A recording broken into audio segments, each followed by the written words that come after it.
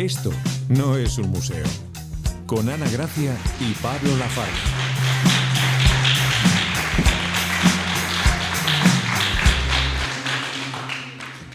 He querido dejar un poco de pausa. Mira que hemos avisado el teléfono móvil, se nota que estamos en directo. La cuña se ha alargado. La cuña se ha alargado. Estás escuchando Esto no es un museo, el podcast de Esto no es un museo. Ana Gracia. Pablo Lafarga. ¿Qué tal has dormido hoy? Pues mira, normalmente grabamos pronto, entonces me acuerdo más de cómo he dormido, pero hoy me acuerdo de cómo he dormido porque he dormido muy bien. Puede que tenga que ver con que ayer me sedaron para una cosa médica, pues puede ser, pero caí redonda y la verdad es que muy bien. ¿Tú qué tal has dormido?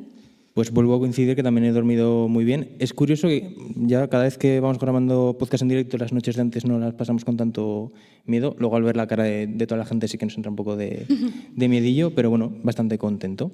¿Explicamos un poco dónde estamos? Sí, no estamos en el lugar habitual, sobre todo los que nos estén viendo a través del video podcast verán que estamos en un espacio diferente, estamos en el Centro Ibercaja Actur, porque este episodio está patrocinado por Fundación Ibercaja, porque este año cumple el 150 aniversario, así que hoy vamos a hablar de aniversarios. Y qué mejor que empezar con la primera invitada, en este caso con Pepa Roy, así que si puedes subir, por favor.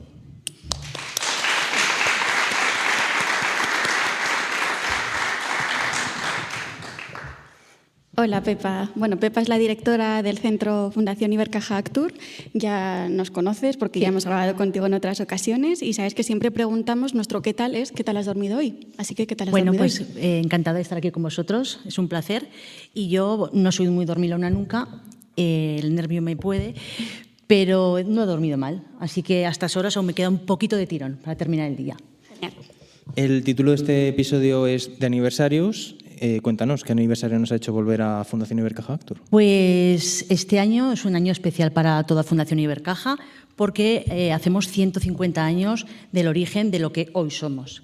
Hace 150 años, en el 1876, pues se fundó el Monte de Piedad y la Caja de Ahorros de Zaragoza como una entidad benéfica, que es lo que seguimos siendo, para aportar a la sociedad pues, unos nuevos valores de educación, de asistencia social. Entonces, este año es un poco especial porque celebramos esos 150 años. Uh-huh. Y la otra pregunta que te queríamos hacer es, dentro de esta programación especial, ¿qué destacas, sobre todo en este centro? Pues sí, vamos a hacer en todos los centros, evidentemente, pero en el que nos toca, que es aquí, pues vamos a hacer, aparte de la programación de siempre, nuestros cursos y talleres, conferencias, vamos a hacer algo un poquito más especial. Hemos tirado un poco la casa por la ventana y vamos a tener pues, obras de teatro, vamos a tener conciertos navideños, para todos los públicos, ¿no? Para niños, para adultos, para familias. Vamos a tener también ferias de ciencia, de tecnología. Vamos a tener jotas, aquí un cuadro de jotas de los mejores para el Pilar, evidentemente.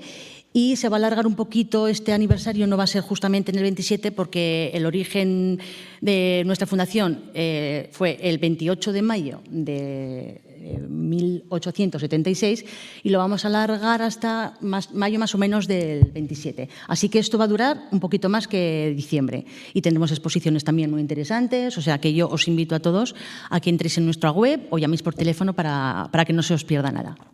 Pues genial, como nosotros también aquí somos muy de más vale poco y bien que mucho y mal, si alguien quiere indagar, tiene la página web y se puede enterar de Fundación Ibercaja. Si te parece, Pepa, gracias por haber subido. Pues bueno, a vosotros y es un placer que os diga. Gracias.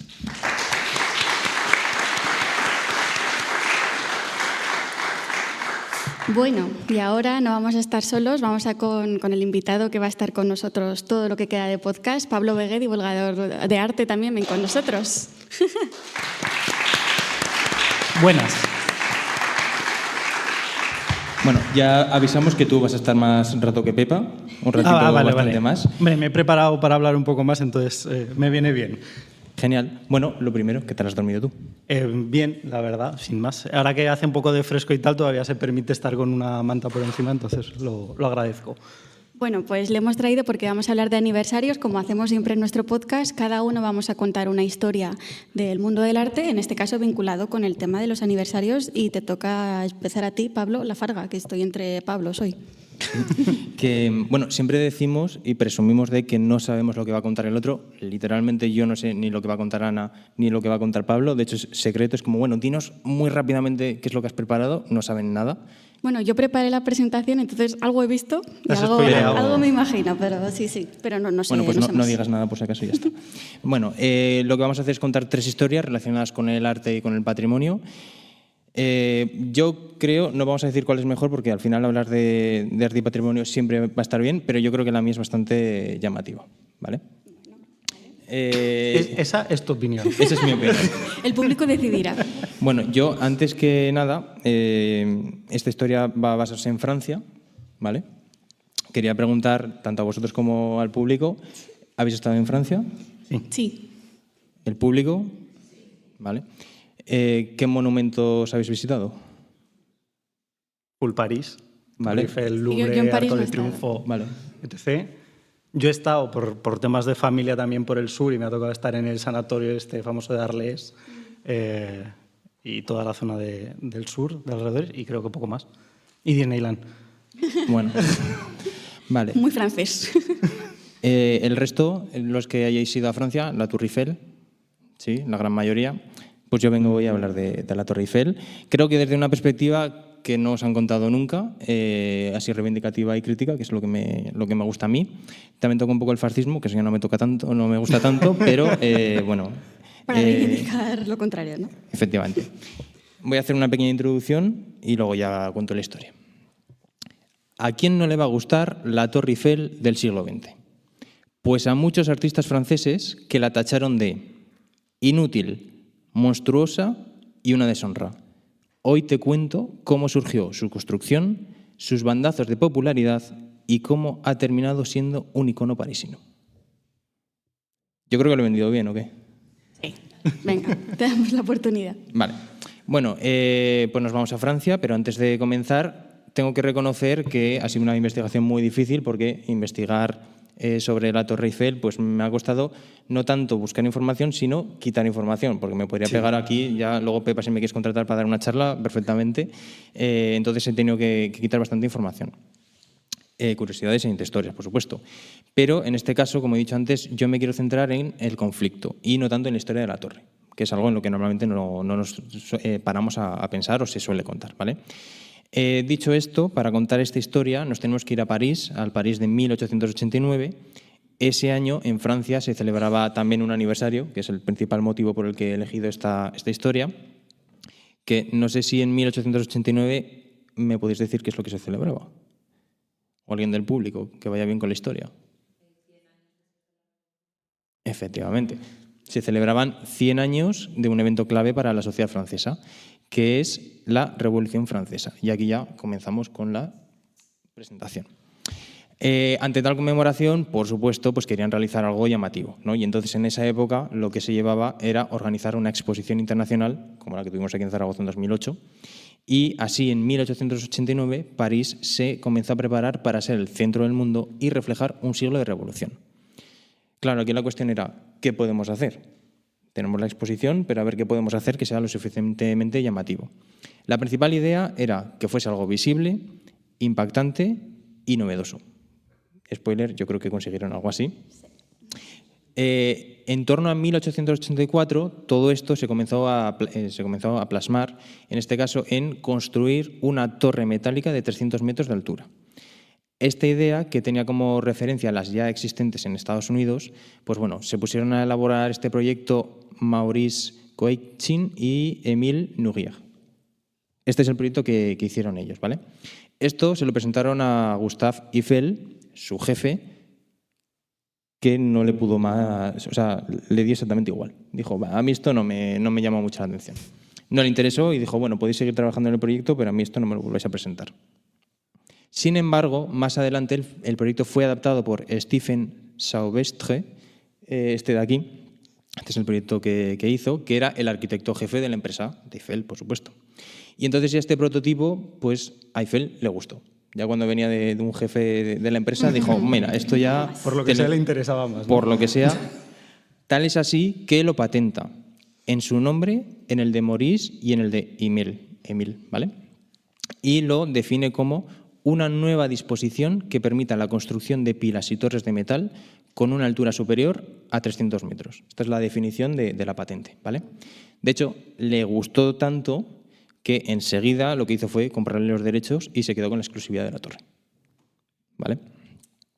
Bueno, tras intentar colocar la torre en Barcelona, en la exposición de 1888, y ser rechazado por extravagante y caro, o sea, Barcelona estuvo a punto de tener esto y dijeron, esto para nosotros no... París fue el segundo plato. París fue el segundo plato, sí, sí. Bueno, casualmente, después de, pues eso, ese intento ¿No será fallido, de ahí de donde ya nos viene el rifirrafe, no? puede ser. También te digo, tú imagínate Barcelona con una Torre Eiffel. Ahí no se puede dormir ni en la calle, ¿eh? Madre mía. No se puede ya, ¿no? No se puede ya, pues imagínate.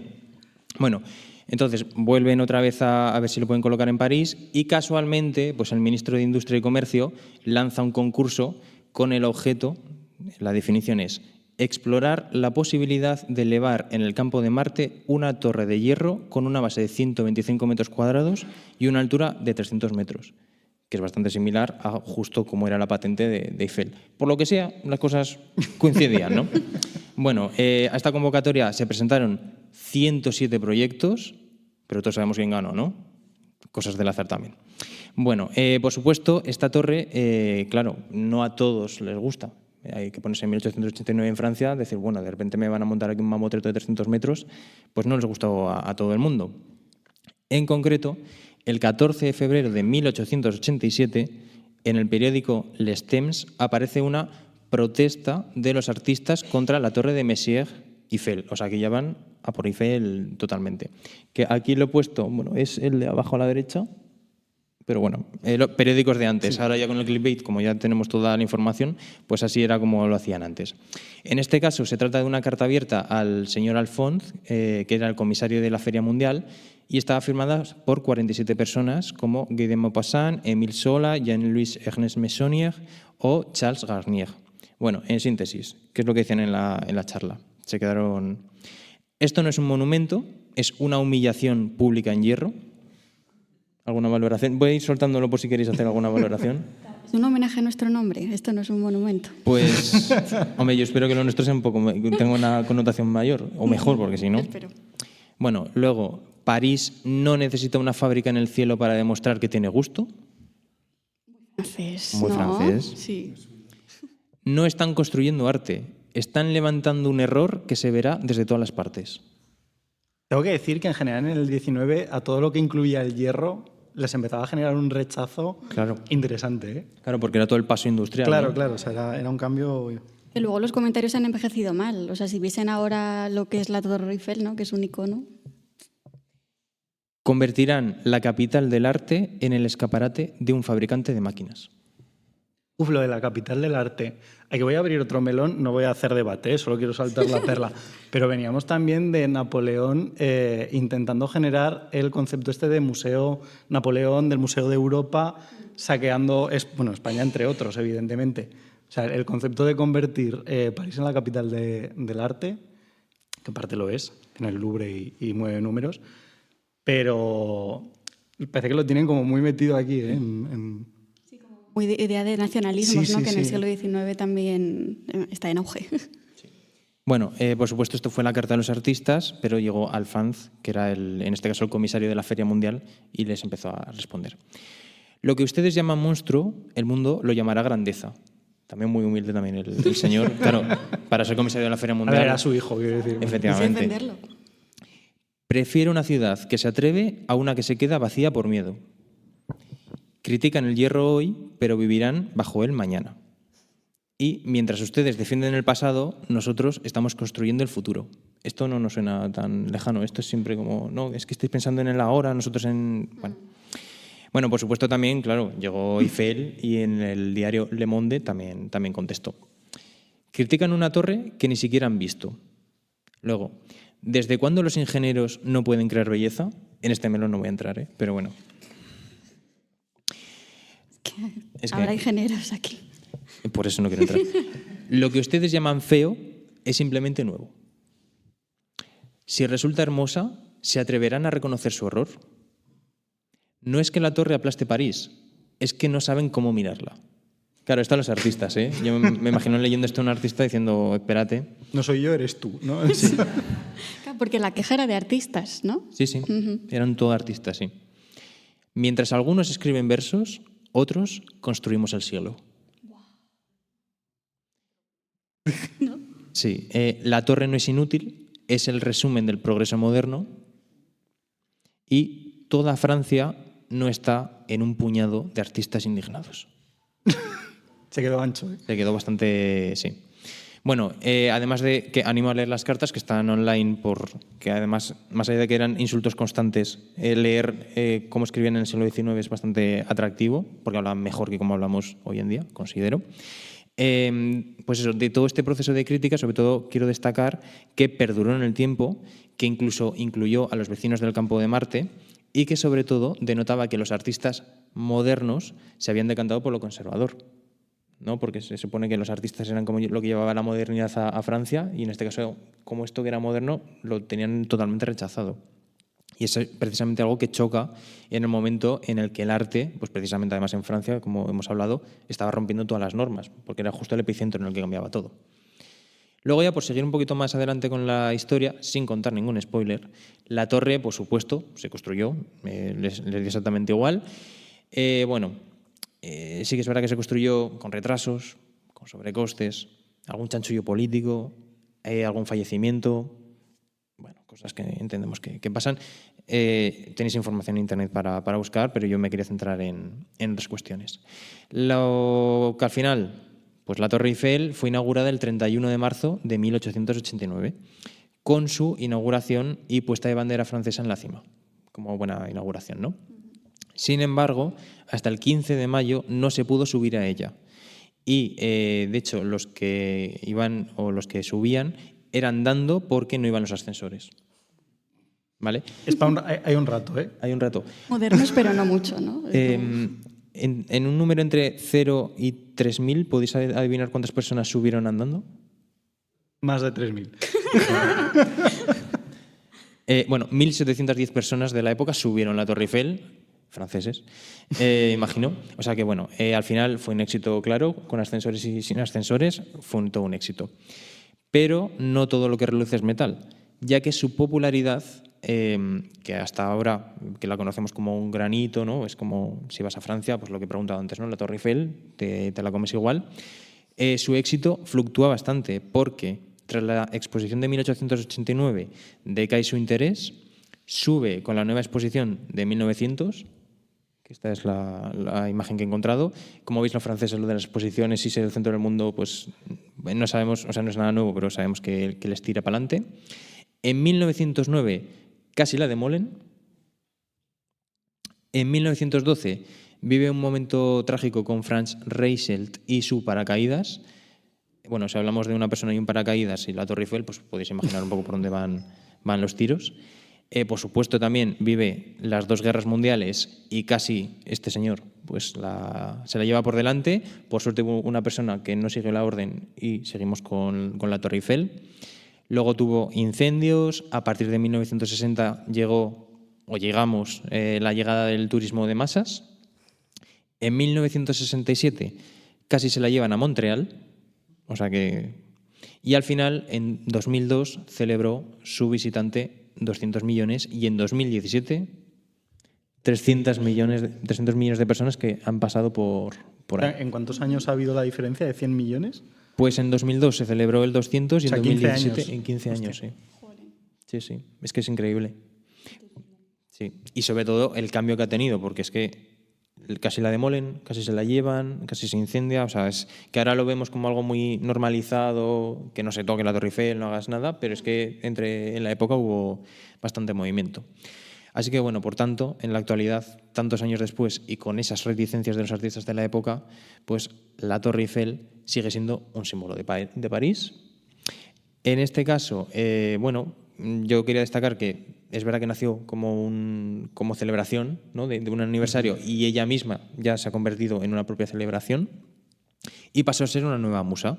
Y aquí he puesto pues algunas de las imágenes de algunos artistas que la han utilizado como musa en sus cuadros. Este es Georges Seurat, Robert Delaunay, Marc Chagall y este que a mí me gusta mucho, Ai Weiwei, por poner algo un poco más diferente, ¿vale? Encima es tridimensional, o sea, no solamente me he centrado en Francia, sino que bueno, hay más Entonces, bueno, me parece curioso cómo los artistas de la época lo criticaban y decían esto cómo lo vamos a plantar aquí en Francia, que rompe con todo, más allá de ese miedo industrial, y ahora se ha convertido en una musa para los nuevos artistas. Esto un poco en general. Entonces, como reflexión tengo dos. La primera es, ¿quién decide si algo es bello en arquitectura? ¿Si el experto que lo hace o la ciudadanía?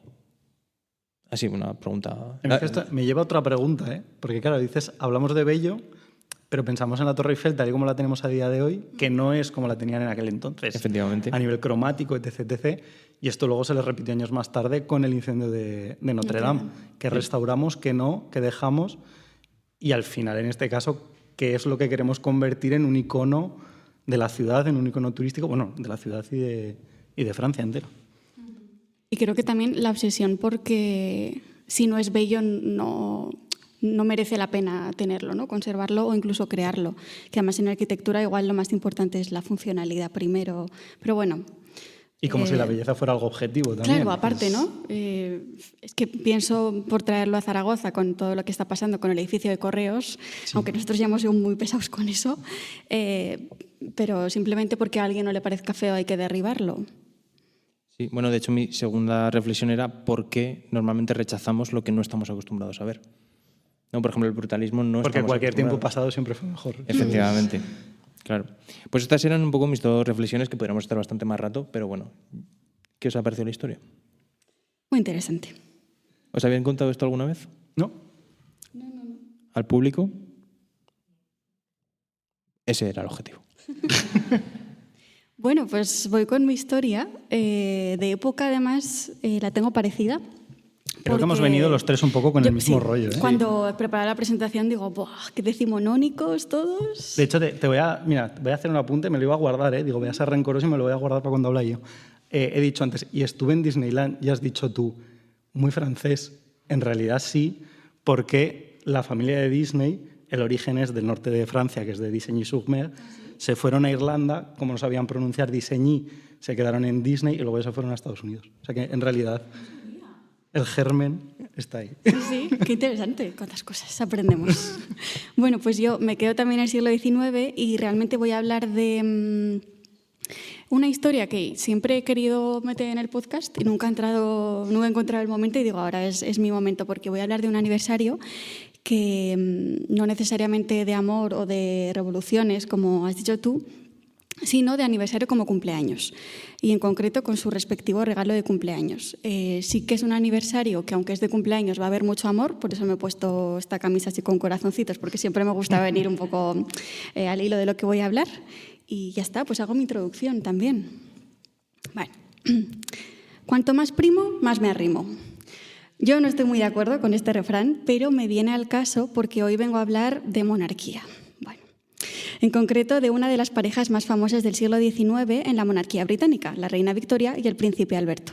Más allá de que fueran primos, hoy voy a hablar de un regalo de cumpleaños muy poco habitual que Victoria le hizo a Alberto y que no podía explicar mejor su relación y lo pilladísimos que estaban el uno del otro.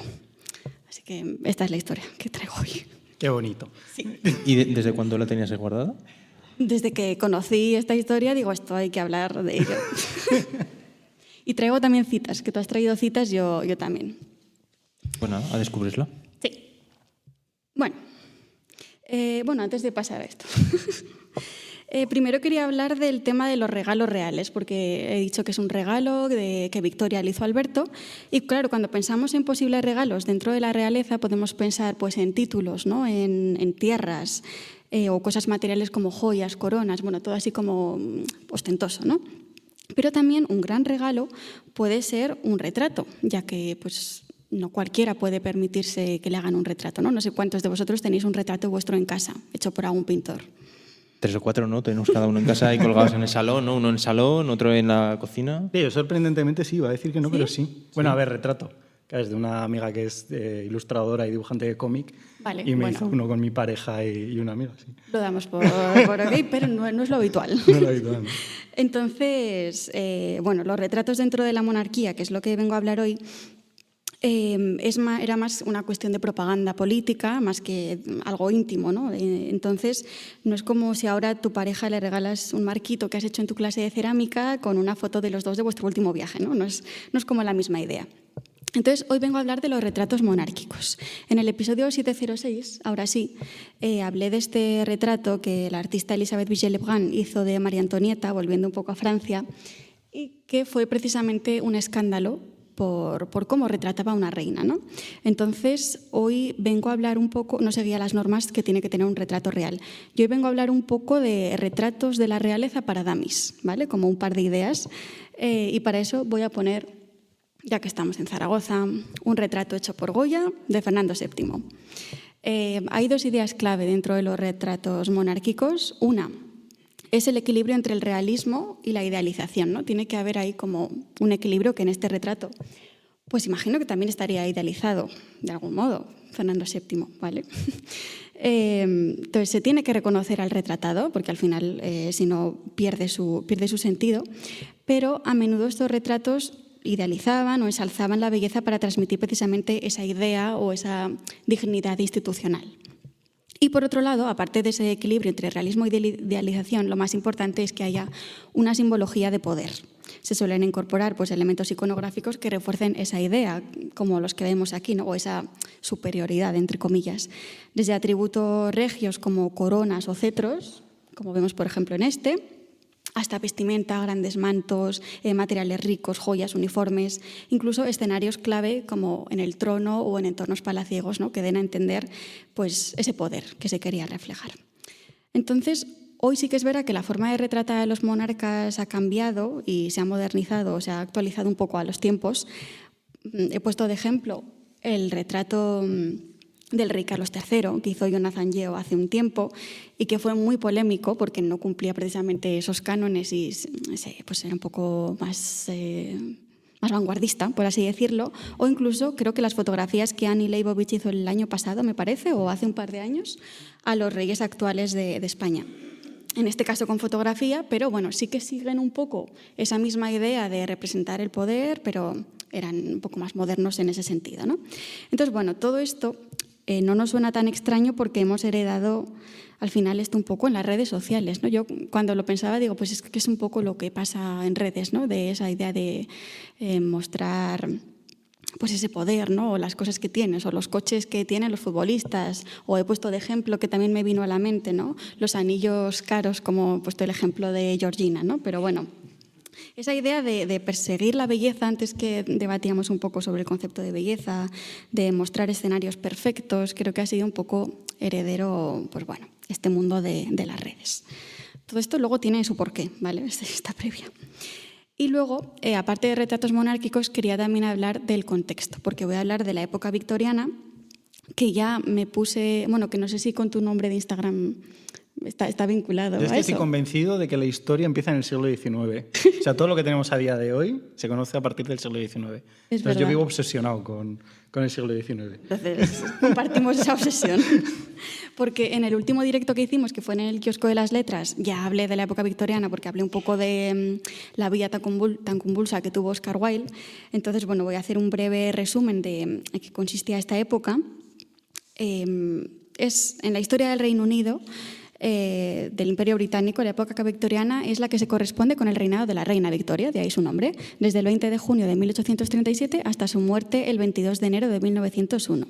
Y una de las características de la sociedad victoriana es que valoraba un alto nivel de conducta personal, ¿no? En todos los sectores de ella, la conocida, como seguro que habéis escuchado, moral victoriana.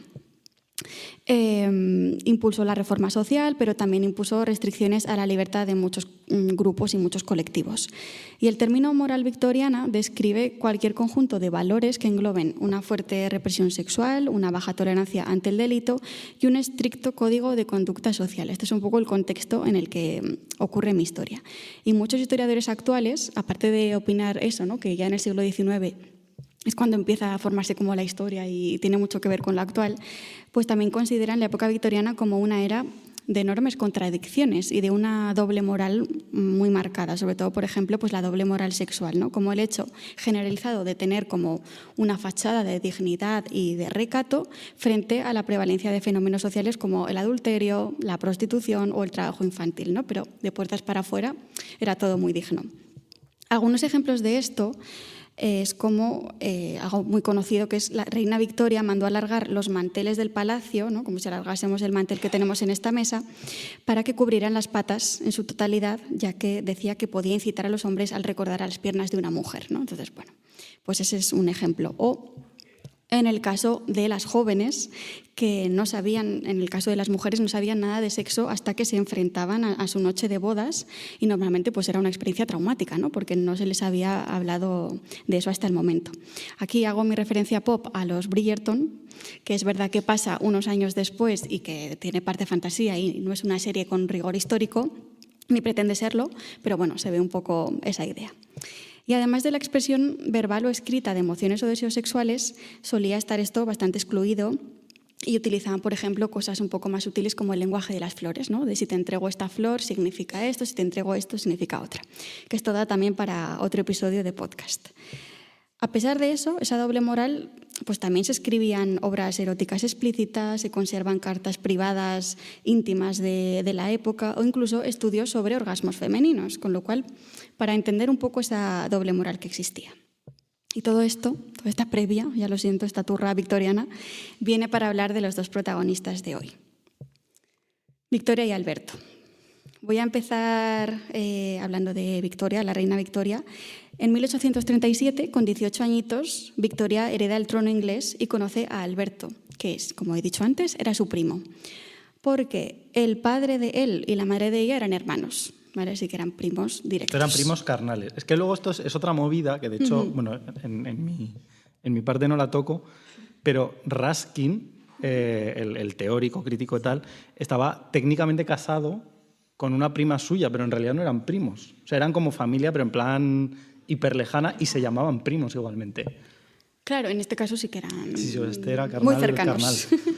Que todo queda en casa, ¿no? Efectivamente, que tampoco nos tiene que extrañar en contextos de monarquía, ya lo sabemos, y al final de enlaces geopolíticos, que al final pues de esto iba un poco la historia. Por otro lado, por tener un poco la parte más positiva, entre ellos se llevaban apenas 3 meses de diferencia. Así que por esa parte, compensa, ¿no? sí, Lo demás. por esa parte la diferencia de edades, que también solía ser algo que estaba, pues bueno, ahí les damos el ok. Bueno, cuando se conocieron parece ser que ella tuvo un flechazo, o así lo dejó por escrito, porque de la reina Victoria tenemos muchísimas cartas que escribió, su diario privado, que esto luego lo mencionaré, pero también me genera como sentimientos encontrados, ¿no? Leer cosas que alguien escribió para su intimidad y que ahora de repente son de dominio público, pues bueno, no sé qué le parecería. Bueno, a día de hoy leemos los posts de Instagram de los famosos. Es decir, Pero lo publican sabiendo que lo vamos a poder Ya, leer, bueno, ¿no? No sé. Aún así yo las he traído, porque como son de dominio público, me parece interesante y creo que aporta mucho a la relación. La cosa es que a Victoria le encantaba hacer journaling, ¿no? Lo que llamaríamos ahora journaling, y escribía todo lo que tenía que ver con su relación con Alberto. Entonces, lo primero que escribió Victoria, ¿no? Cuando conoció a Alberto, que lo voy a poner aquí, para que lo tengamos así en mente. Alberto es extremadamente atractivo.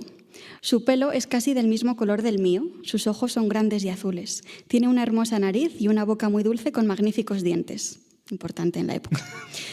Pero lo fascinante de su semblante es su expresión, que es lo más encantador. Estaba, vamos, pilladísima.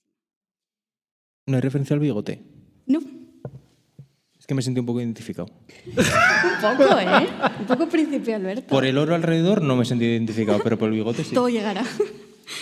Bueno, aquí, claro, no sé qué estaba más idealizado, el retrato que vemos aquí, que seguramente tendría un punto de idealización, o la descripción de Victoria, que estaba completamente obnubilada, ¿no? Bueno, un poco más. Una carta que escribió a su tío Leopoldo, que fue un poco el que juntó a los dos, escribió: «Gracias por la perspectiva de gran felicidad que has contribuido a darme a la persona del querido Alberto. Posee todas las cualidades que podría desear para hacerme absolutamente feliz». Bueno, ella estaba encantadísima con su primo. Tanto fue así que ella fue quien le propuso matrimonio, que en realidad esto no es porque ella le quisiese más y demás, sino porque creo que no se puede pedir matrimonio a un monarca. Entonces, bueno, tenía que hacerlo ella y por temas de protocolo. De Alberto no tenemos apenas información porque no escribía tanto o no se ha conservado por alguna razón. Luego sí que leeré alguna cosa, pero parece ser que era algo mutuo. Bueno, el día de la pedida, Victoria escribió: le dije que creía que debía ser consciente de por qué deseaba que viniera aquí y que me haría demasiado feliz si consintiera lo que yo deseaba, casarse conmigo. Nos abrazamos una y otra vez y fue tan amable, tan cariñoso. Oh, sentí que fui y soy amada por un ángel como Alberto. Bueno, ya nos escriben cosas así. Como decía, aunque no tenemos tanta información de primera mano de Alberto, sí que tenemos, por ejemplo, una carta que él le escribió a ella unos días después de la pedida porque se tuvo que marchar de viaje y, claro, pues le echaba de menos, ¿no? Y escribió: necesito decirte que desde que me fui, todos mis pensamientos han estado contigo en Windsor y que tu imagen llena toda mi alma. Ni siquiera en mis sueños imaginé que encontraría tanto amor en la tierra. Es que no podemos conformarnos con menos que esto. No puede ser que esto equivalga a un like en Instagram o a esas cosas. O a un TQM que ya no sé ni si se corazoncito, escribe. ¿no? O llamas también. No podemos esperar menos. Fueguitos. Eso es, fueguitos. También es verdad que estamos en un momento de pleno auge del romanticismo, de un movimiento muy intenso, muy dramático, entonces, bueno, pues por ahí se lo aceptamos. A ver si vuelve esto. En 1840, como os imagináis, con apenas 20 añitos, Victoria y Alberto se casan. Fue un enlace geopolítico, al final dentro de la monarquía era muy común, pero lo extraño de esto es que también fue un enlace por amor, que no era lo habitual en la monarquía, ¿no? Como os imagináis, pues montaron un bodorrio y de hecho Victoria se casó con un vestido que ya es historia de la moda. Dejo por aquí la imagen, porque tenía ese corpiño muy estrecho, una falda con mucho volumen y lo más llamativo era de color blanco, que no era lo habitual hasta ese momento. Hablé del color blanco en un episodio también, sí, y de cómo se asocia también con la riqueza, porque al final es un color que si tú vas a trabajar al campo no te vistes de blanco, entonces era un color pues reservado para las élites que no tenían que mancharse trabajando, ¿no? Uf, qué horror. Bueno, así que la reina Victoria podríamos decir que es un poco la culpable de que hoy los vestidos de novia fuesen así, fuesen blancos, ya que antes pues se ponían o el mejor vestido que tenían o pues bueno, un vestido de un color que les gustase, un vestido especial y ya está. Y ella, es verdad que quizás seguramente no fue la primera en la historia que llevó blanco para la boda, pero sí la que la popularizó.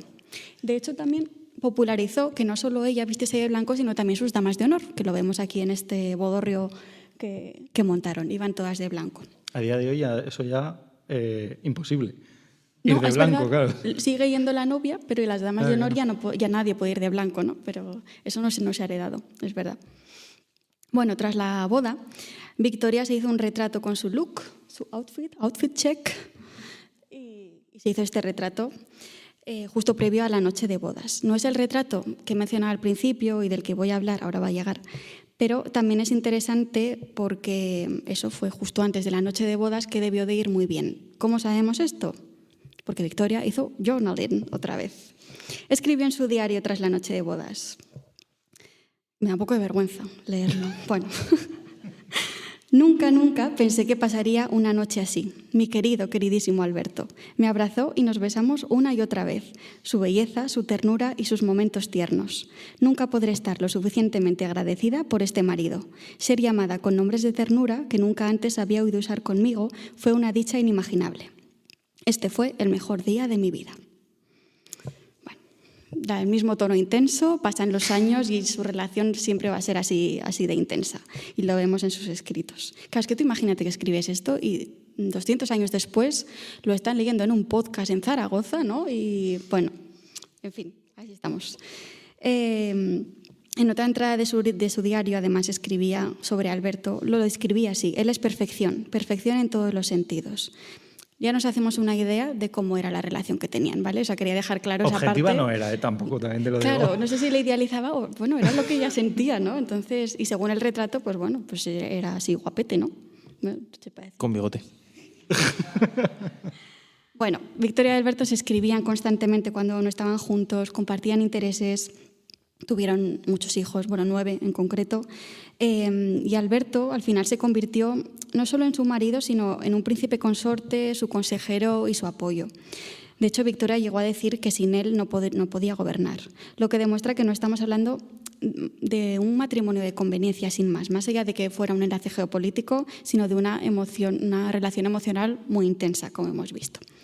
Al cumplir los 21 años de casados, que no sé si alguien lleva este tiempo por aquí casado tanto tiempo, pues vamos a ver cómo continuaba esta relación, ¿no? Porque podemos pensar, 21 años ya, seguro que ya no son tan intensos. Bueno, allá voy. Agárrame el cubata. Muy pocos pueden decir conmigo que su marido, al cabo de 21 años, no está solo lleno de la amistad, la amabilidad y el afecto que conlleva un matrimonio verdaderamente feliz, sino del mismo tierno amor de los primeros días de nuestro matrimonio. Así que seguían igual. Por desgracia, este es un amor un poco trágico porque ese mismo año en el que Victoria escribe eso, el príncipe Alberto fallece en diciembre de 1861 con 42 años, por lo que los médicos de la época dijeron que era una fiebre tifoidea, y Victoria quedó absolutamente devastada y escribió que el mundo se acababa, ¿no? A partir de ese momento. Hizo luto, y aquí he puesto una imagen que quizás es como una de las imágenes que más conocemos de ella, porque desde ese momento llevó ropa negra ya durante toda su vida. Y casi también como que popularizó un poco esto, y ahí es cuando tomó también el apodo tan famoso de la viuda de Windsor. Entonces, bueno, pero esto ha sido un poco también un resumen para entender el contexto. Perdón por alargarme tanto. Voy ya con la protagonista de la historia. Vamos con el regalo ese que he mencionado. Por el 24º cumpleaños del príncipe Alberto, ya llevan 4 años de casados, la reina Victoria decidió hacerle un regalo muy especial. Pero como decía al principio, claro, ¿qué le regalas a un príncipe, ¿no? Que ya en principio ya tiene todo? Encima está casado con una reina. Bueno, pues ella hizo un mensaje de amor a través del arte. Y encargó al artista Franz Xaver Winterhalter, espero que se pronuncie así, que fue un artista que dejó su hogar a los 13 años, se convirtió en artista y acabó siendo pintor de casi una decena de casas reales, muchísimas familias nobles francesas, inglesas, belgas, alemanas, rusas, españolas, y pintó casi 120 cuadros para la reina Victoria y su familia. Es decir, era un pintor muy reconocido y encima que estaba ya inmerso en el contexto monárquico británico. Y entre todos estos retratos hizo este retrato tan famoso de la reina Victoria, que no sé si alguien lo ha visto. Bueno, pues aquí llega un poco lo extraño, ¿no? de este retrato. Este pintor, claro, estaba acostumbrado a hacer retratos oficiales de reyes, de nobles, pero este retrato no es muy oficial. O sea, volviendo a ese retratos de la nobleza de la realeza para damis, que he dicho, pues seguramente aquí sí que cumple el hecho de que hay cierto equilibrio entre el realismo y la idealización, ¿no? Pues seguramente estaría algo idealizada, pero no cumple lo que hemos dicho de simbología de poder, ¿no? No nos encontramos a Victoria con la corona, con mantos, con joyas extravagantes, en un contexto llamativo palaciego, ¿no? Entonces, es un retrato muy, muy íntimo. Y ya el hecho de que Winterhalter tuvo que trabajar en secreto para hacer este retrato, lo hacía completamente en secreto, ya esto rompe con los modelos de retrato real que él estaba acostumbrado a hacer. Solo vemos a la reina, joven, 24 años, en una postura muy relajada, con la mirada suave, con una especie de cojín rojo de fondo, ¿no? Encima rojo pasión, con el cabello suelto, escándalo total, encima cayéndole por los hombros que los lleva al descubierto, aún más escandaloso, y con un sencillo vestido blanco que la verdad a mí me recuerda un poco al retrato que he puesto al principio, ¿no? de María Antonieta, como que era casi como la ropa interior, ¿no? Que llevaban en esa época. Y luego pues ese escote bajo, un lazo color violeta, bueno, sí que lleva como unos pequeños pendientes, y luego también algo clave de este retrato es el colgante que lleva con forma de corazón, que más que un colgante era un guardapelo, y en su interior guardaba pues un mechón del príncipe Alberto, que era muy común también en esta época y en esta línea del romanticismo, ¿no? Que he comentado antes. Es decir, este retrato no estamos viendo a una reina, sino a una mujer pues enamorada y pilladísima de Alberto, lo que hemos visto. Por supuesto, al igual que los diarios y las cartas que he leído, no estaba hecho para ser visto, no estaba hecho para que yo aquí ahora lo pusiera y lo pudiésemos ver todos, ¿no? Era un retrato íntimo que ella regalaba a Alberto. Y el día del 24 cumpleaños en el que se lo regaló, Victoria escribió que él dijo que le había resultado muy hermoso, que estaba bellamente pintado, y Victoria también añadió: Me sentí tan feliz y orgullosa de haberle proporcionado tanto placer. Y seguramente fue verdad, ¿no?, que a Alberto le gustó tanto el retrato, porque lejos de exponerse en un salón o en un espacio importante de la Casa Real, al final era un retrato íntimo, lo colgó en su escritorio privado del castillo de Windsor para tenerle ahí siempre cerquita en ese entorno privado, ¿no? Y esta es un poco mi historia romántica. Ahora traigo la reflexión que tiene que ver un poco con lo que he comentado antes, ¿no? Porque un regalo creo que no solo habla de quien lo hace, sino también, no solo de quien lo recibe, sino también de quien lo hace. Y claro, que una persona de las más poderosas del momento, que gobernaba un imperio, que era un símbolo de autoridad, se presentara tan íntima, ¿no?, tan vulnerable, pues es verdad que estaba solo para que lo pudiesen ver unos ojos concretos, ¿no? Sin embargo, lo que decía antes, hoy todos podemos ver el retrato, todos podemos ver sus diarios, y os quería preguntar también cómo os sentís frente a eso, ¿no? Porque yo sí que siento como que es un poco violento a veces leer según qué cosas que estaban pensadas para ser privadas, pero también creo que aportan mucho a nivel histórico y salseo a veces, la verdad. Yo te quería preguntar cómo fue el proceso de hacer esto público. O sea, si está en el castillo de Windsor, ¿no? O sea, ¿en qué momento dijeron, bueno, vamos a dejar que todo el mundo lo pueda ver? Pues no lo sé. Entiendo que no sé, los tendrán, no sé si en el Victoria and Albert, estará en los archivos, en los museos, pero está digitalizado. O sea, yo esto he accedido porque está digitalizado también. Entonces, pues bueno, cuando ya se considera, imagino que pasaría un tiempo prudencial, no lo sé.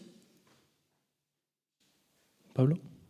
No sé, es que, o sea, me pasa un poco como a ti, que me generan sentimientos enfrentados porque, por un lado, siento como que estoy invadiendo la intimidad de alguien que realmente no se va a sentir violentado ya a día de hoy. No, eso es verdad. Pero claro, por otro lado, me gusta porque entras de una manera también muy personal, ¿no? O sea, no estás leyendo una novela o es una biografía que te cuentan cosas y ya está, las lees y bueno, pues aprenderás o no aprenderás y otra cosa. Aquí realmente estás ni siquiera aprendiendo, estás sintiendo cómo sentían ellos. Y yo creo que eso es muy importante, no tanto lo que decías, ¿no?, para esa parte, digamos, más de análisis, sino para entender cómo pensaban o cómo se sentían ellos en relación, además, en este caso, en un contexto real y con el mundo del arte, que también me parece brutal el hecho de generar piezas que además yo creo que a día de hoy estamos muy mal acostumbrados, porque incluso todo lo que vemos a nivel de piezas religiosas y tal, muchas estaban pensadas para el consumo doméstico y privado. Claro. Y nos pensamos que no, que estaban pensadas pues para exponerse y que la viera todo el mundo. Entonces, creo que también hay que cambiar un poco el chip ahí para terminar de entenderlas, no necesariamente la historia de la pieza, pero sí el entender cómo se relacionaban con la pieza. Humanizarlos un poco, ¿no? Claro. Figuras sobre todo, pues eso, ¿no?, que fueron monarcas y de algún modo acercarte un poco que también eran personas, podrían ser, no campechanas, pero bueno, sí. Bueno, de hecho, yo aquí vengo con mis datos, o sea, yo vengo aquí a hablar de mis cosas aleatorias. El rey de España, no el actual, no el emérito, por favor, no lo llaméis emérito, ¿vale? Emirato. No, el honorífico. El título técnico es honorífico, aunque lo llamen emérito en todos los lados. Es que esto es una cosa que me suben los calores por dentro cada vez que lo escucho. El rey honorífico, el Juan Car, se hizo en su momento, en los años 70, un retrato, que era una fotografía, que además era de un fotógrafo que no recuerdo el nombre, creo que era alemán, que también había fotografiado a Dalí, Andy Warhol, etc., etc. Y lo tenemos como, yo creo que el rey más campechano de la historia, seguramente, y sin embargo para mí es el que menos, porque en Marvel sacaron unos cómics que eran Dinastía de M, y entonces cogieron ese retrato y pusieron a Magneto con el mismo... Este es el retrato del rey, pero con la cabeza de Magneto. Y sin embargo, la Casa Real decidió meterse en una querella que ha durado casi 15 años contra Marvel, porque mire usted que es que habían replicado el traje de Magneto. Y usted, o sea, el del rey con Magneto. Entonces yo estoy muy indignado con ese concepto de la campechanía, porque lo siento, pero yo me sentiría honrado de que Marvel me sacara un personaje.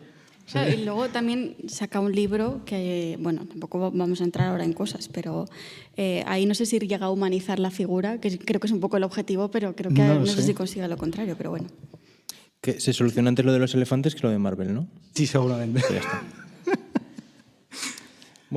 Bueno, pues me toca a mí, como comentábamos, venimos todos un poco decimonónicos y yo vengo ya con triple salseo. O sea, yo no quería... Bueno, triple salseo no, vengo con triple aniversario.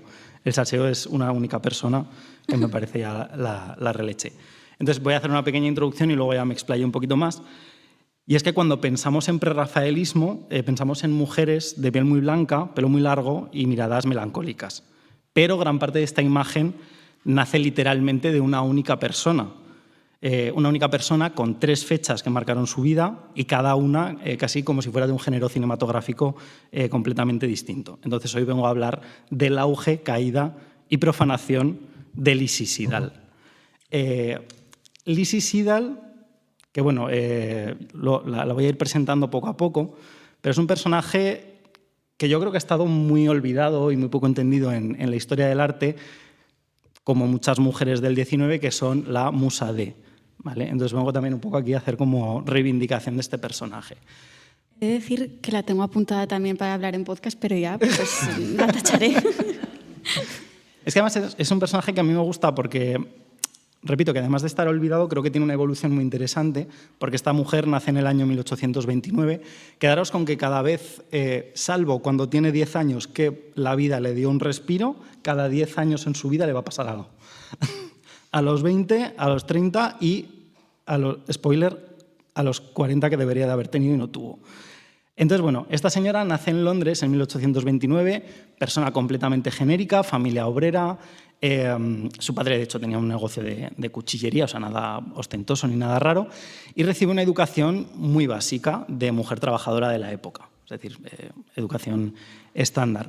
Hay una anécdota que a mí me gusta mucho, que creo que también habla muy bien de cómo se educaban, sobre todo las mujeres de clase trabajadora, y es que Lizzie Siddal aprendió a leer en base a unos versos de Lord Alfred Tennyson, que también fue una especie de precursor de la hermandad prerrafaelita, que hablaremos también de ellos, que los encontró en unos envoltorios de mantequilla.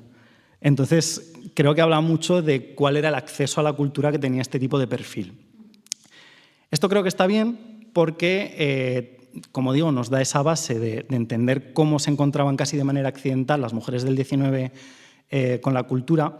Y en 1849, cuando cumple 20 años, se encuentra trabajando en una sombrerería y allí es donde la conoce, y quiero decir la conoce y no la descubre porque creo que también tiene connotaciones muy distintas, un artista que se llama Walter Deverell, que seguramente no sea el más popular de todo este círculo, pero que sí que era muy cercano, como digo, a la hermandad prerrafaelita.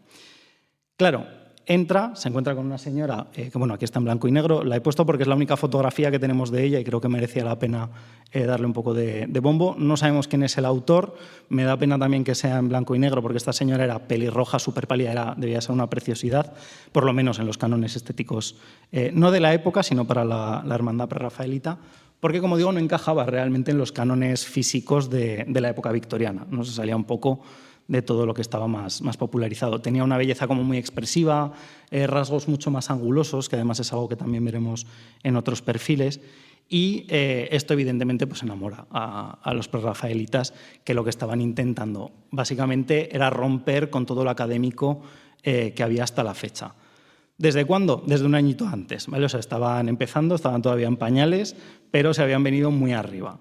De hecho, por poner nombres también, que seguramente a alguno de ellos les suene, me suena muy raro, he querido apuntar el nombre entero porque creo que hasta hace 4 días desconocía que se llamaba así, Gabriel Charles Dante Rossetti. Creo que todo el mundo lo llama Dante Gabriel Rossetti y nos olvidamos del resto de nombres. Entonces lo llamaré Dante Gabriel Rossetti o Rossetti a secas. John Everett Millais, que de hecho yo creo que aquí ya es donde empezamos a enlazar todo, porque seguramente su obra más famosa sea La Ofelia, protagonizada por Lizzie Siddal, y William Holman Hunt, que estaba como las maracas. Pero bueno. Entonces, en este momento, como digo, en el año 49, 20 añitos, entra en contacto con la hermandad prerrafaelita y se convierte casi como en una especie de encarnación del ideal medieval bucólico que estaban persiguiendo estos autores. Como digo, posa para todos ellos. Y es en este momento cuando ya se le empieza a torcer un poco la cosa. No en el año 49, sino 2 o 3 añitos más tarde, que es cuando está posando para La Ofelia, porque tiene un episodio muy famoso en el que Millais, intentando emular esa figura de La Ofelia en el río, la mete en una bañera, como no tenían medios de calefacción ni nada parecido, pues lo intenta calentar torpemente con unas velas, y esto durante varios días hace que le dé una especie de hipotermia, ¿no? y acaba pues, bueno, en una situación de salud que ya le va a marcar muchísimo el resto de su vida. No fue solo modelo, aunque seguramente es de lo que más se la conoce justamente por aparecer en tantos cuadros de este círculo, sino que además tiene su propia faceta artística. Esto creo que también merece la pena resaltarlo, porque de hecho John Ruskin, que era el que se casó con su prima que mencionaba antes, y seguramente yo creo que el crítico de arte más importante del siglo XIX, le concede una especie de beca, ¿no? Le da como una especie de ayuda para que pueda dejar su trabajo en la sombrerería y se dedique exclusivamente a producir obra. Obra que es cierto, desde un punto de vista técnico, hay gente que yo he visto que la ensalza mucho, creo que es un poco torpe, pero, repito, estamos ante una persona que no tiene una educación formal, no viene de un sitio acomodado y su primer contacto con el arte empieza a ser a los 20 años. Entonces le da esta beca y se empieza a popularizar su nombre. De hecho, hasta el punto en que en 1857 es la única mujer que se expone en una muestra oficial que se hace de toda la hermandad prerrafaelita. Hay otros nombres alrededor que sí que pasan más al mundo de ser musas, pero su nombre sí que pasa por el terreno artístico. De hecho, hay un autorretrato suyo que no lo he traído. Es que, claro, habéis puesto 3.000 fotos, me dijisteis entre 3 y 5, y yo digo, bueno, voy a acotar para no poner mucho. Pero bueno, hay un autorretrato suyo que también me parece muy interesante, el cómo se ve ella a sí misma, del año 54, cuando ya ha pasado todo este episodio de la hipotermia, que yo creo que habla por sí solo, porque no se muestra como una mujer idealizada, sino que se la ve como cansada, ¿no? Se la ve como con un rostro muy duro, como enfadado, y al final diría que es un poco parecido a lo que podemos ver aquí, ¿no? No es una figura idealizada, es una figura en una situación relativamente cotidiana, como es un momento de descanso, ¿no? Un momento simplemente de desconexión. Repito, 20 añitos, se mete aquí, más o menos va bien la cosa, le entra la hipotermia esta y ya empieza a tener problemas de salud, y entonces es cuando se topa con Rossetti. Rossetti, que es una de las cabezas más visibles seguramente de la hermandad, y este señor se obsesiona con ella. Chico, hay una cosa, voy a decir aquí. No sé si habéis visto la serie de Spirit Romantics, que es una serie, creo que son 6 o 8 capítulos de la BBC, la recomiendo muchísimo, que es como una especie de resumen, con sus taras de precisión histórica, de la hermandad prerrafaelita. Rossetti está personificado por Aidan Turner. Yo he visto retratos de Rossetti y ese señor guapo no era. Entonces, a mí me indigna un poco, pero bueno. Eso pasa mucho, ¿no? Siempre, sí, para que quede bien en cámara. Pero la diferencia es brutal. Es que tenía la cabeza muy gorda, no sé, era como calvo, la barba mal puesta, no sé, yo no entiendo muy bien cómo se enamoraban de este señor. Porque además era un triunfador entre las mujeres. Entonces, entre todas las que tenía para elegir, decidió que se iba a obsesionar con ella, con Lysistrata, hasta un punto casi enfermizo. La retrata leyendo, la retrata descansando, la retrata pintando, la retrata durmiendo, él escribe poemas y llega a un punto que yo creo que a él ya se le va la cabeza, porque incluso en esta serie yo creo que lo retratan bastante bien y creo que por un episodio posterior bastante acertado. Él tiene una relación tóxica con ella, pero ya no solo en esa relación de pareja, sino tóxica incluso consigo mismo en cómo la entiende a ella, ¿no? Y en cómo la concibe y en cómo la ve. Pero bueno, este señor... Dime. Liza iba a decir, ¿no? Antes que hablábamos también con Victoria y Alberto, que no sé hasta qué punto, totalmente. Pero esto ya... Totalmente. De hecho, si ves un poco los retratos que hace ella o las fotografías donde aparece tal, ves una cosa que se asemeja, pero es como si le pusiera constantemente un filtro, ¿no? Así como un poco de blurry para que la cara le quedara súper lisa, los rasgos súper afilados, muy idealizada, muy idealizada. Pero bueno, este señor, como digo, no era un regalito, ¿vale? No, que nadie se piense lo contrario. De hecho, le promete constantemente matrimonio, lo retrasa, nunca llega a cumplir esta promesa, y ella en ese transcurso pues, se le empieza también a complicar los problemas de salud, a raíz además del ambiente donde se movían. Quiero decir, estamos en el 19, se mueven ambientes artísticos, de fiesta, empieza a consumir láudano, que tampoco nos pensemos que era nada raro, porque en el momento... Era un poco, de hecho, aquí que tenemos público un poco más mayor, era un poco como la quina San Clemente, que lo mismo valía para un dolor de cabeza que para, en fin, que para la tos. Bueno, pues era un poco el láudano en el momento era la quina San Clemente de la época. Claro, ¿qué sucede? Que con todo este círculo de circunstancias que hace que ella en el entorno prerrafaelita pues vaya básicamente a peor, su familia no aprueba precisamente el matrimonio con Dante Gabriel Rossetti. Tampoco es que a la familia de él le haga mucha gracia, pero creo que es más por miedo a cómo termine ella que porque le fuera a hacer mal a su hijo. O sea, ya sabían que su hijo era un poco bala perdida. Entonces, claro, pasan 10 años, como digo, cada 10 años a esta señora le van a pasar algo. 1859, como digo, 10 años después de ser descubierta, llega este segundo, vamos a llamar, evento, aniversario, con Lizzie Siddal habiendo cumplido ya los 30. ¿Qué pasa? Que en esta relación que tiene cada vez está más aislada, más enferma, y para más Inri, como decía, Rossetti guapo no era, pero un triunfador sí, y entonces empieza una relación con otra señora que se llama Fanny Cornforth, que básicamente venía del mismo background que Lizzie, de familia obrera y tal, pero era como todo lo opuesto. Era una persona con rasgos... De hecho, la siguiente foto creo que es esta, bueno, es un cuadro evidentemente, se llama Boca Baciata, de Rossetti, en el que retrata, de nuevo, de una forma prácticamente idealizada, a esta Fanny Cornforth, que como veis es un ideal de belleza muy distinto, ¿no? Es más voluptuosa, está más rellena, más carnal, más sensual. Claro, os podéis imaginar por dónde van los tiros de la relación que establece con esta señora. Y por lo que sea, pues cosas de la vida, ¿no? Hace que esto, en la relación de Rossetti y de Lizzie, pues pase factura, ¿no? La cosa se vuelve un poquito más amarga. Claro, relación todavía más tóxica, problemas de salud. Finalmente, después de haberle puesto los cuernos en 1859, parece que en 1860 termina de convencerlo para casarse. Se casan no en Londres ni en Oxford, que es un poco donde se movían principalmente, sino en Hastings, de manera improvisada. No hay familia, no hay amigos. De hecho, los testigos que hay son 2 personas que pillan ahí en el pueblo porque van pidiendo gente para que participe. En fin, gente que ni les conocía, no sabían ni quién eran, ¿no? Entonces llegaron allí y dijeron, sí, que se casen. Pues vale, ya está. Romántico. Exacto. Todo lo contrario. Las 2 caras de la misma moneda. Viajan a París también, que está muy bien, en estas mismas fechas del 19. Y allí parece que la cosa mejora un poco, ¿no? Ella de salud, pues bueno, se va recuperando un poco, vuelve a pintar, que era algo que había dejado a raíz de toda esta toxicidad. Incluso se queda embarazada, pero la niña nace sin vida y evidentemente esto ya termina por reventarle la cabeza totalmente a Lizzie. Agotamiento físico, psicológico, emocional, la relación se sigue deteriorando, entra en depresión, sigue consumiendo láudano cada vez de forma más compulsiva y en 1862, no han pasado todavía 10 años, pero todavía le pasará algo más gordo, fallece. ¿Vale? Fallece por sobredosis, no es lo más gordo que le pasa, repito.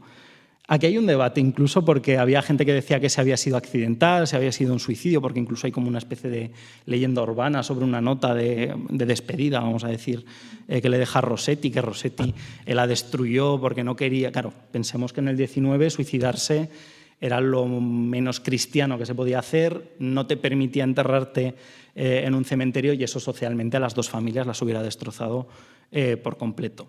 Claro, aquí diremos, pues ya está, ¿no? Pues ojalá, porque Rossetti sí que queda devastado, emocionalmente, repito, está obsesionado con ella, a pesar de que le ponga los cuernos y demás, y la entierra en el cementerio de Highgate. Concretamente, de hecho, esta foto está sacada hace 4 meses porque mi novia y yo fuimos a Highgate y nos volvimos locos buscando la tumba y fue como una celebración vital. O sea, era como algo que necesitábamos hacer sí o sí. Entonces, esta tumba es donde está enterrada, entre varios nombres que veis, porque además veréis constantemente el apellido Rossetti, ¿vale? Porque es el de la tumba es de la familia Rossetti, y decide enterrarla en el cementerio de Highgate. Como digo, precioso. Si tenéis la oportunidad de ir a verlo, súper recomendable. Y dentro del ataúd mete un manuscrito con poemas inéditos que él le había escrito a ella, entre los que se encuentra uno muy concreto que se llama The House of Life, que es una especie de consecución de versos que tampoco están conectados del todo, sobre la ausencia, la pérdida y la memoria del cuerpo amado. O sea, el nivel de obsesión de este señor es absoluto. 7 años después de su muerte, 10 años después de ese momento anterior... Claro, ella ya había muerto. Ella, en principio, ya esto no le debería de haber afectado. Tendría que haber cumplido 40 años, repito, no los cumplió, pero Rossetti cambia de opinión. Y entonces lo que hace es autorizar la exhumación del cadáver de Lizzie Siddal para recuperar el libro, de hecho, de una manera súper clandestina, en plena noche, aun habiéndolo autorizado, que es algo que yo no entiendo. ¿Y por qué? Básicamente. O sea, no hay como un testimonio de cuál es el motivo, pero básicamente la exhuma, saca el libro y, voy a decir automáticamente, lo publica. De hecho, hay una leyenda que dice que cuando desenterraron, cuando abrieron el ataúd, que el pelo pelirrojo le había crecido tanto que llenaba todo el féretro, que yo creo que también es como una imagen muy bucólica, ¿no? muy del 19, no ocurrió realmente, ¿vale? Era un efecto visual que se debe a la retracción de la piel por el propio cadáver, pues ya está, esto es lo que es triste. La vida real no es tan pro. Pero, como digo, tuvo éxito, ¿no? esta leyenda porque calaba muy bien con ese ideal de lo bucólico, de la muerte en el siglo XIX. Y cierro ya un poco aquí porque realmente ya poquito más le podía pasar a esta señora, pero esto hace que historiográficamente yo creo que también sea una figura interesante, porque nos habla en cierta medida de cómo, incluso después de muerta, Lizzie Siddal seguía siendo artista. De hecho, en el cementerio se pueden comprar no los poemas de Rossetti, sino los poemas de Lizzie Siddal y algunas obras sobre su biografía. Es decir, importa más su figura, a pesar de estar enterrada en la tumba de los Rossetti. Y en el año 2023, hace relativamente poco, en la Tate Modern se hizo una exposición que se llamaba de Rossettis, porque Dante Gabriel Rossetti no era el único artista de la familia. Su hermana Cristina también escribía poemas, de hecho era de las poetisas más importantes del XIX en Reino Unido, donde se le dedicó un espacio única y exclusivamente, a pesar de ser sobre la familia, a la propia Lizzie Siddal. De hecho, aunque estamos viendo la tumba de los Rossetti, no creo que se vea desde ahí, pero si vais y lo miráis todo como mucho más en detalle, veréis que el único nombre que no aparece es el de Dante Gabriel Rossetti, porque por lo que sea, pero le pareció muy vergonzoso todo lo que había hecho y creyó que era más Rossetti la propia Lizzie Siddal que él mismo. Él está enterrado en un cementerio en Oxford de manera completamente separada de la familia. Entonces, esto es un poco la idea, ¿no? Yo creo que seguramente el gran problema de esta autora, de esta artista, es que la biografía que tiene es potente, es estética, es trágica, y yo creo que todo esto ha terminado por eclipsar un poco su figura, que en el fondo creo que la hace también un personaje como muy moderno, ¿no? Y muy interesante a día de hoy, pero quería traer también un poco esa pregunta, ¿no? Si creéis que a veces prima más y también si interesa más esa parte de la biografía, que yo lo he traído por salseo puro y duro, pero si nos interesa más esa parte, y luego muchas veces se nos olvida, a pesar de que haya puntos, como lo que decía de la Tate Modern, que nos traen esos ecos del pasado, pero que realmente a nivel histórico no les damos tanta importancia. Totalmente. Claro, de hecho yo creo que pasa mucho, pienso en Bangkok, por ejemplo, ¿no? Que también cuanto más se conoce la parte más personal de él, como que a la gente le gusta más, ¿no? Y al final es un poco lo que decíamos antes, si lees los escritos de personas como que conectas más y creo que hace que empatice mucho más la gente. Y luego pasa que hay gente que idealiza también pinturas, ¿no? El arte simplemente porque le gusta a la persona, pero no valora objetivamente algunas cosas, puede ser. Sí, o sea, estoy totalmente de acuerdo. O sea, además también cuanto más conozcamos de un artista, yo creo que es mucho mejor, no solamente por lo que nos pueda gustar una obra más o menos, pero saber el contexto de por qué se ha pintado. Por eso también uno de los grandes debates, ¿no? De si podemos separar el artista de la obra, ¿no? O sea, quiero decir, si es un pintor que a sus mujeres no les trataba muy bien, pues igual la obra yo lo veo ya desde... Poco se ha cancelado a Rossetti, tengo que decir. Eso. Quizá porque no es tan conocido no es como tan Picasso, mediático, igual. Sí. Puede ser. Pero bueno, que tenemos artistas más contemporáneos que tampoco se les ha cancelado mucho. Picasso, pues si no vamos a decirlo también, el tercer Pablo, pero el malo, nosotros somos los buenos, vamos a hacer también esa distinción. Y sí, ¿no? Bueno. Sí, que igual tampoco hace falta cancelar, simplemente ser conscientes conocerlo, sí. y seguir viendo la obra y que no se cancelen sus obras, ni se quemen ni nada, pero siendo conscientes de la realidad. Saber cómo era y saber en qué contexto se hizo todo, ¿no? Estaba pensando que otro evento canónico que igual ha tenido Lizzie hace poco es que Taylor Swift hiciera una canción sobre Ofelia y le... Bueno, es que el tema de los prerrafaelitas y el mundo audiovisual, los videoclips, el cine, eso es una auténtica locura. A mí es que es un movimiento que me gusta mucho, no es seguramente de los más populares a nivel histórico. Duró tan poquitos años, además, pero fue tan... Es que además me hace gracia porque históricamente coincide el inicio y el fin 100 años antes del pop art. Bueno, el pop art luego se extiende mucho más, ¿no? Pero la actividad de Andy Warhol como iniciador del movimiento pop art. Entonces me choca mucho también porque creo que hicieron, entre comillas, lo mismo, romper con los cánones estéticos, romper con el arte tradicional del momento ser malentendidos seguramente, a pesar de que en este caso iban con Raskin de la mano. Y luego, claro, Andy Warhol sí que ha pasado mucho más a la historia, ellos no tanto, ¿no? Sí. Pues un episodio muy decimonónico, como ya adelantamos al principio. Muchísimas gracias, Pablo, por estar con nosotros. Gracias a vosotros. Y hacemos un poco cierre ya de episodio. Si puedes poner la última diapositiva, que ya es un poco el spam, siempre lo hacemos. El clásico. Bueno, si te ha gustado este episodio, pues que sepas que puedes escucharlo en Spotify, iVoox, Apple Podcast y YouTube, ahora también en vídeo. Y hemos dejado aquí las cuentas de Instagram de Fundación Ibercaja Actur, de Pablo Begué y la nuestra, para que pues nos sigas un poco la pista. Ya contaremos, porque seguramente no será el único episodio que grabemos en directo, pero bueno, todo a su tiempo, que ya con 1 hora de episodio hoy yo creo que ya bastante información os lleváis para el cuerpo. Y nada, ya comenzamos la despedida. Venga, pues la hago ¿Tú? yo. Pues venga. Pues muchas gracias por escucharnos, por vernos, y esperamos que este episodio haya evitado que el arte te deje frío. Hasta el episodio que viene.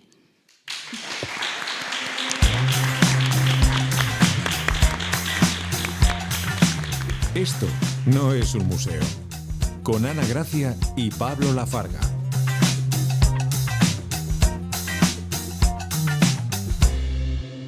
Hasta aquí. Muchas gracias. Muchas gracias por venir. En un día de lluvia, además.